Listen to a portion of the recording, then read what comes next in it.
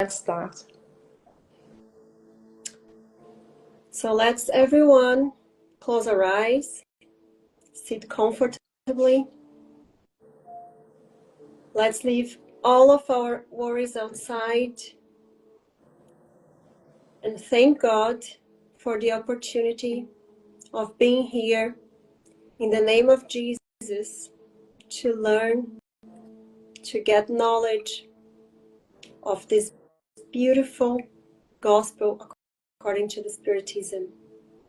Thanks, dear Lord, for being here, united together in your name. Thanks for the spirituality that is around us, making it happen, making it full of light and love. Lord, please cleanse our house, make it harmonious to receive this beautiful message of God. So be it. So be it. So be it. So today we're going to study a little bit about Socrates and Plato, but starting with the preface, just a message from the Spirit of Truth. So like an immense army setting out upon receiving its orders, the Spirit of the Lord, who are the powers of heaven, have fanned out over the entire face of the earth. Like falling stars, they have come to illumine the way and open the eyes of the blind. Verily, I tell you that the time has come in which all things must be reestablished according to their truth, meaning in order to dissipate the darkness, to confound the proud, and to glorify the righteous. The great voices of heaven resound like trumpets, and the chorus of angels have assembled together. The men and women, we invite you to divine concert, the divine concert. May your hands take up the lyre, may your voices be as one, and like a sacred hymn, expand and vibrate from one end of the universe to the other. Men and women, brothers and sisters, whom we love, we are here beside you. Love one another also and say, from the bottom of your hearts, in obedience to the will of your Father who is in heaven, Lord, Lord, and you shall enter the kingdom of heaven, the Spirit of truth. Do you want to say anything here? Yes. I think this message is not in the preface of the book for occasion. There is lots of meaning in it. And if we analyze it, it's talking about this concert that is inviting us for the concert, but not as an audience, not as just mere spectators. We are invited to be part of the concert, to play an instrument, to sing together, to open our hearts for the will of God. So I would just like to invite everyone to open your hearts for this beautiful message that we are trying to bring tonight from Jesus. In one voice and one heart. Exactly. Beautiful, well said.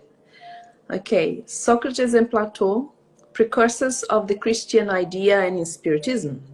I don't know if you guys know, but that's something to learn tonight if you haven't heard about it. Even though Jesus must have been familiar with the sect of these scenes, it would be erroneous to conclude that he drew his doctrine from it, and that if he had lived in another environment, he would have professed other principles. Great ideas never appear suddenly. Those that have the truth as their basis always have precursors, who partially prepared the way for them. Later, when the time has come, God sends someone with the mission of summarizing, coordinating, and completing the scattered elements to form them into a body. In this way, the idea, not having arrived abruptly, finds minds fully disposed to accept it. Such occurred with the Christian idea, which was foreseen several centuries before either Jesus or the Essenes.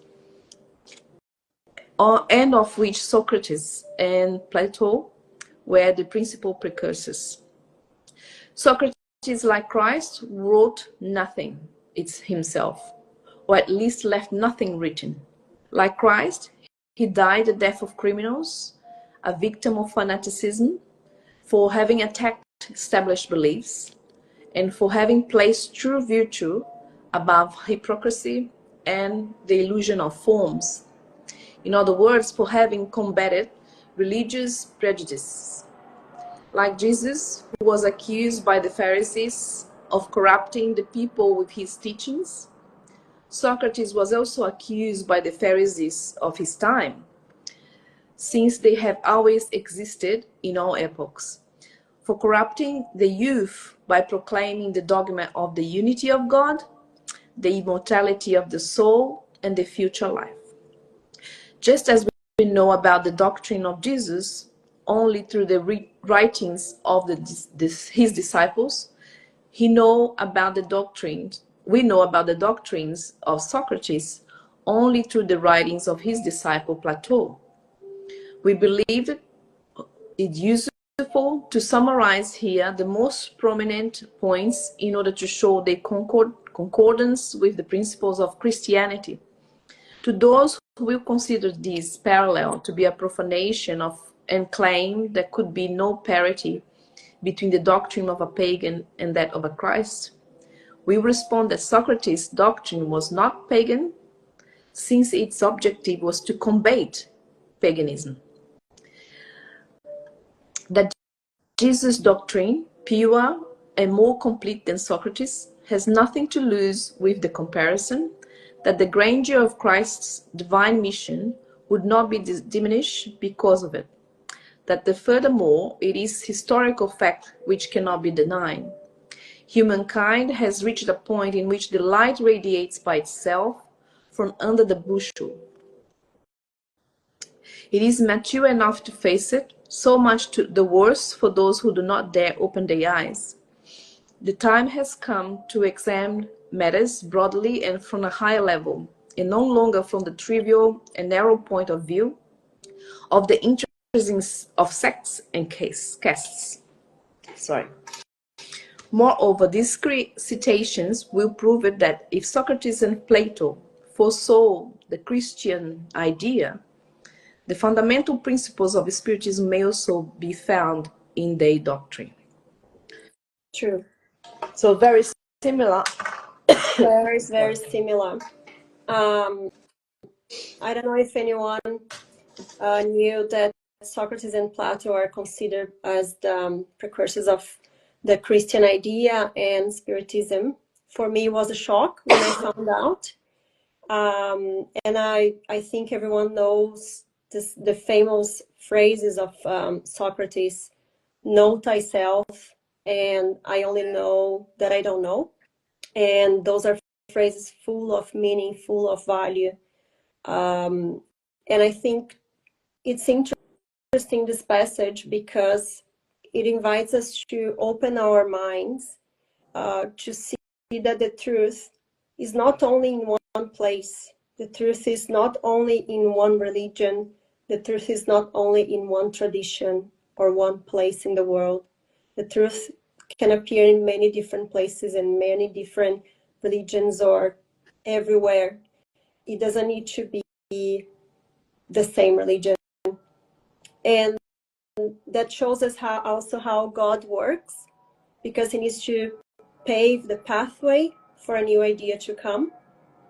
So Socrates and Plato, they came to earth to talk about the unity of God, because back the time people believe in many different gods, and also about the immortality of the soul, which are things that are very similar to Jesus.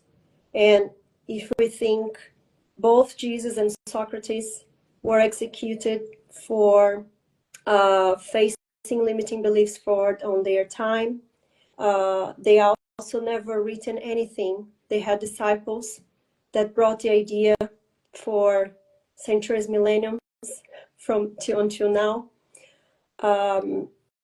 So it's very curious to think how similar Jesus is to Socrates in this way, and how Socrates came to help to this Christian idea. So I think it's very important for us to stop having a view very excluded and separatist view of things, because in the spiritual world, everyone is together for the greater good. Right, Jackie? Exactly. The moral, you can see them. Socrates was out nearly 500 years before Christ came along. And he, as a precursor of an idea, his main moral message was very similar to Jesus Christ. Examine your life, which is also treated like that in Spiritism, because one should be examined. So if you can see, Socrates, the importance of questioning and critical thinking to reach truth and knowledge. In Spiritism, we say the emphasis of understanding the nature of the soul, reincarnation, moral progress, through reflection of spiritual inquiries. Socrates, an unexamined life is not worth living. Spiritism, the spirits encourage self-examination and personal development as growth. It's only possible through awareness, understanding of one's flaws and virtues. So the main thing for Jesus and Socrates is the same. It's the development of your own soul.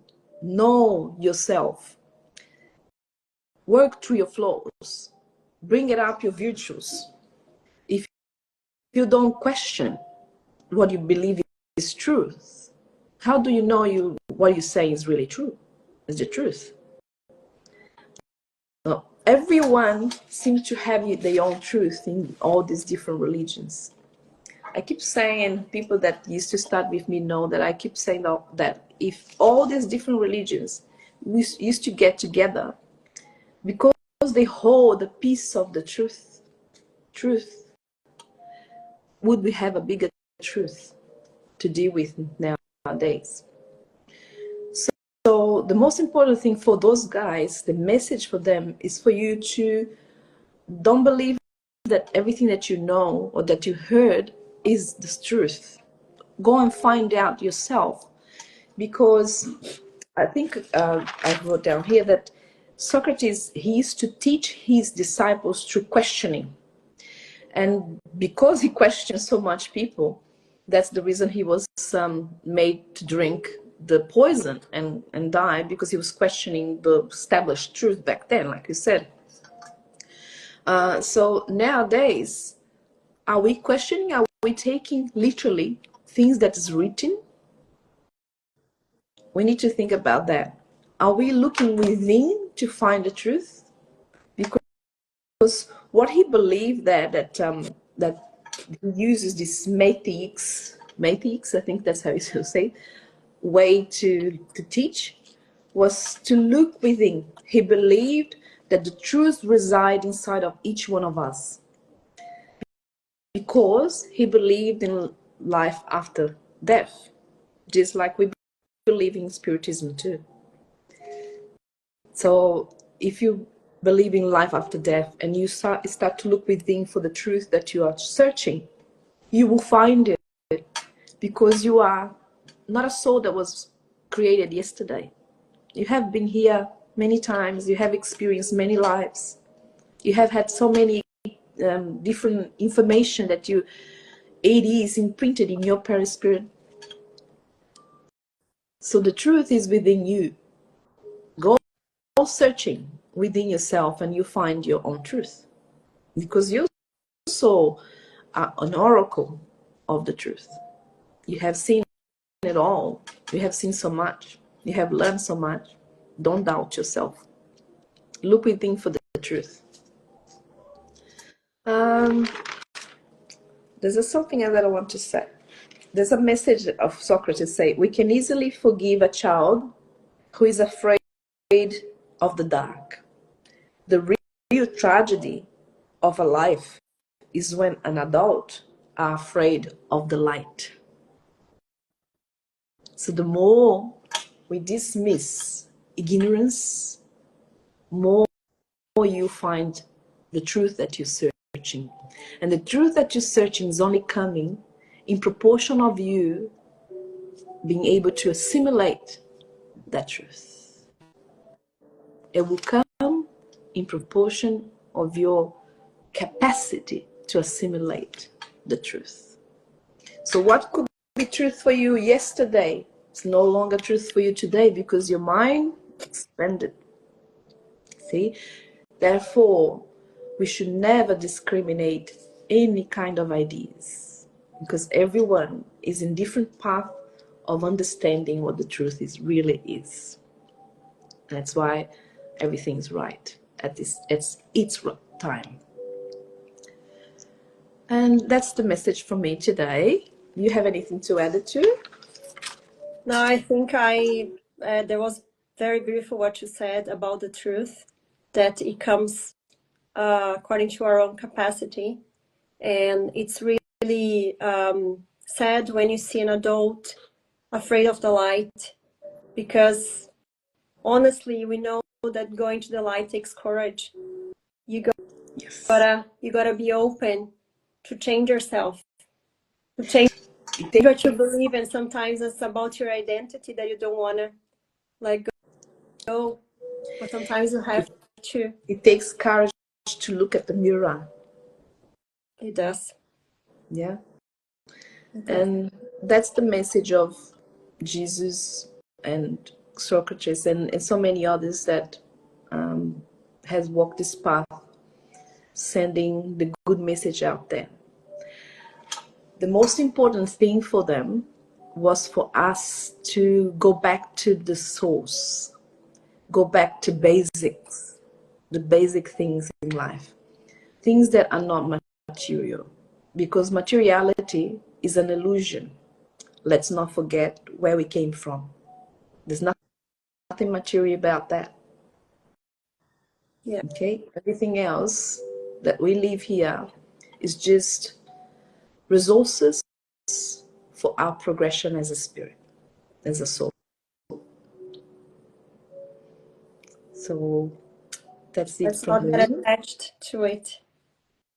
Sorry? Let's not get attached to materiality, material things, because that If can you attach more. to power, to money, to fame, any of those kind of things, you will be slave of your necessities.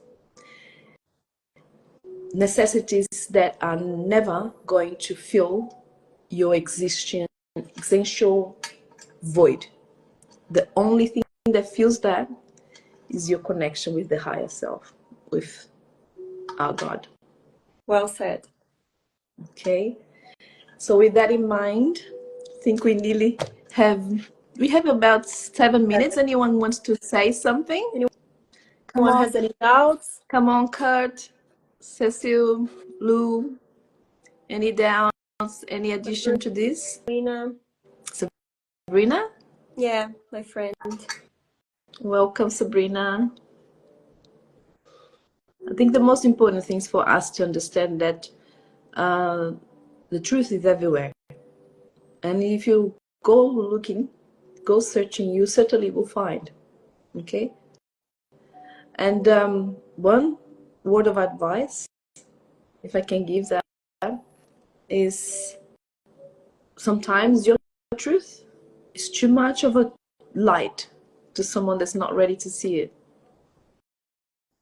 We have to be very careful not to reap consciousness. Yeah.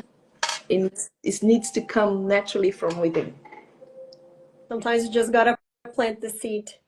Exactly. Just plant the seed. Yeah.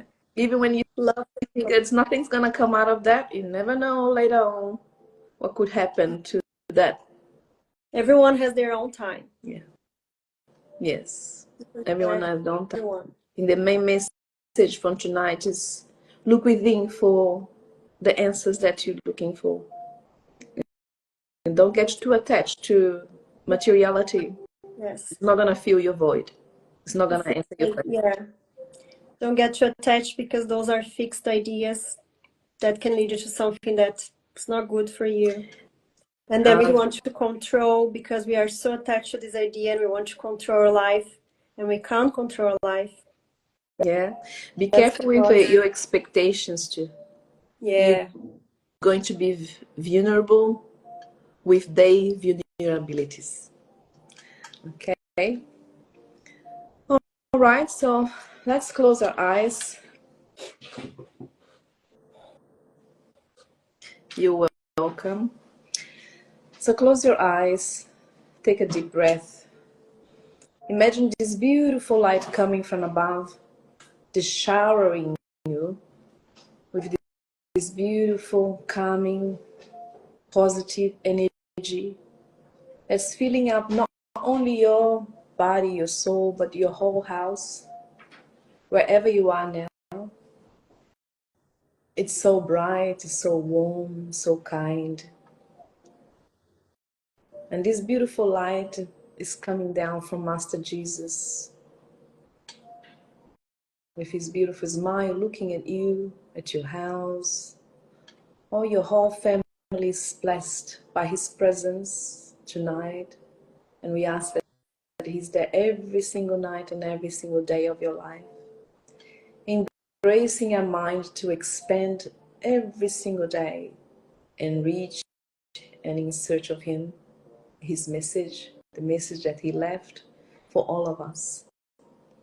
And with that in mind, we also expand this beautiful light towards the whole world. All of those that are in need of his kindness, of his embrace.